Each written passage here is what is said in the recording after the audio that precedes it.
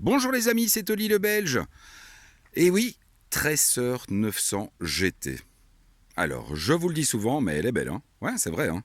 Alors ça, celle-là, pourquoi ai-je pris cette 900 GT? Parce que je l'ai vraiment utilisée pour sa raison originelle, vraiment pour sa première truc, c'est-à-dire que j'ai voyagé ce week-end, j'ai voyagé de nuit, je vais faire un trajet rapide après le boulot vendredi soir en duo avec armes et bagages.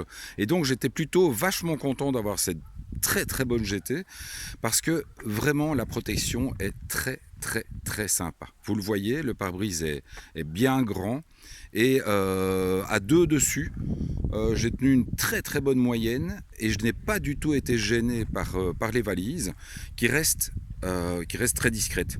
Pourtant la contenance est plutôt sympa. Et en plus, le gros avantage, c'est qu'en fait, sur cette moto, lorsque vous retirez les valises, elle garde une belle ligne. Il n'y a pas des gros montants, etc., qui gênent un petit peu. Elle est vraiment juste, elle a vraiment une belle gueule. Les coloris sont très sympas. Et autre chose que je vais vous montrer, c'est ce superbe tableau de bord. Alors, vous allez me dire, on l'a déjà vu sur la R1, etc., patati patata, mais je trouve ça hyper important d'avoir un beau tableau de bord. Je vous en ai déjà parlé, le tableau de bord, ça reste quand même le truc que vous avez tout le temps sous les yeux. Je vous avais expliqué la dernière fois que j'adore laver mes rétroviseurs, etc. Parce que d'une part, c'est une question de sécurité. D'autre part, c'est hyper important d'avoir des rétroviseurs propres et un tableau de bord propre. Comme ça donne l'impression que la moto est propre aussi. Voilà, c'est tout con, mais c'est comme ça. Donc vous voyez ici avec le petit indicateur de vitesse qui change, comme quand vous regardez la Formule 1 sur TF1. Vous voyez les petits trucs qui toum, c'est très sympa. Alors, il y a la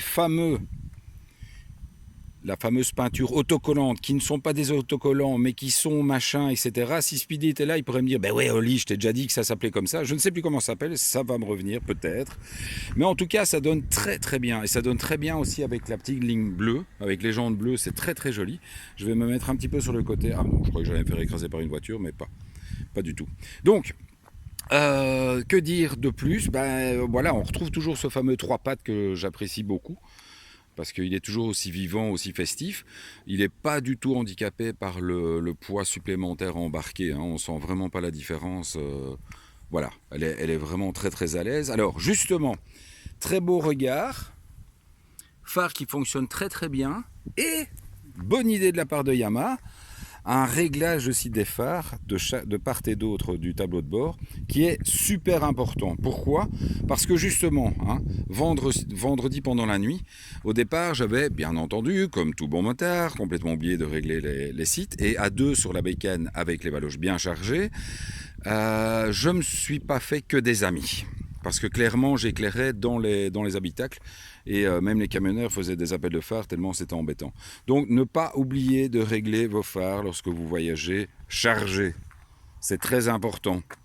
Pour les autres. Pour vous, ça va, mais pour les autres, c'est très important. Donc, on retrouve un cruise control qui fonctionne extrêmement bien aussi. Très facile à utiliser puisque vous avez vraiment le petit bouton ici. Et puis, tac, vous remontez de deux côtés. C'est super simple.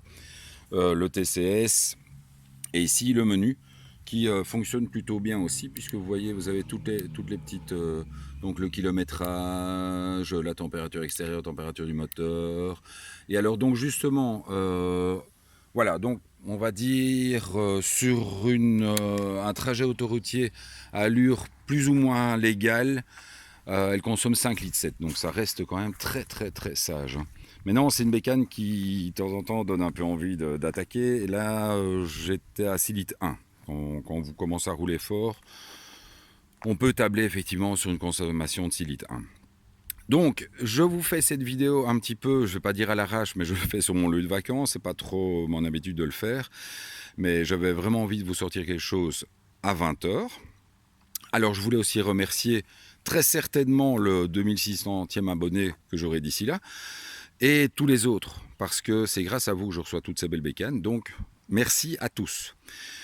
La semaine prochaine, alors je peux annoncer pendant 3 mercredis, à 20h, je vais vous sortir les vidéos que Seb a fait le week-end dernier au Yamaha D, lors des essais de la gamme R, donc R3, R6, R1.